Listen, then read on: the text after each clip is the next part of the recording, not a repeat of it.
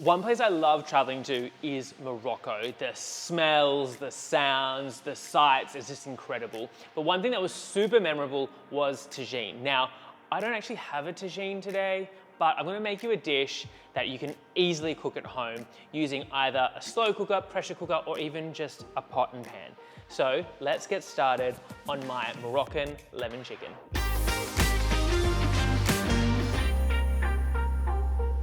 Now today I'm using chicken thigh cutlets on the bone. I really believe that anything on the bone has so much more flavor.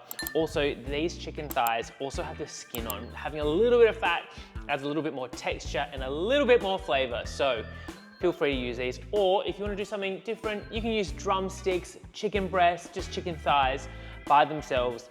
This recipe can work for all different styles and cuts of chicken. Now this wouldn't be a lemon chicken dish without obviously lemon. So I've got fresh lemon that I'll be using. Make sure you really give it a good wash with the skin because we're putting everything in from this lemon. But the other type of lemon we're using is preserved lemon. This is like a flavor bomb. It is salted lemon essentially that's been preserved for months.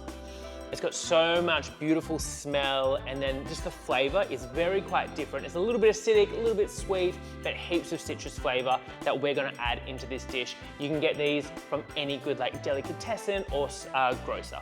So to get started, I'm gonna start browning off my chicken and chopping one brown onion as well as one whole carrot. So I'm just putting the chicken in and I'm just trying to get a nice golden color on either side. Now I'm just prepping my other ingredients, but here I've got cumin, paprika, ginger, white pepper, salt, and a cinnamon quill.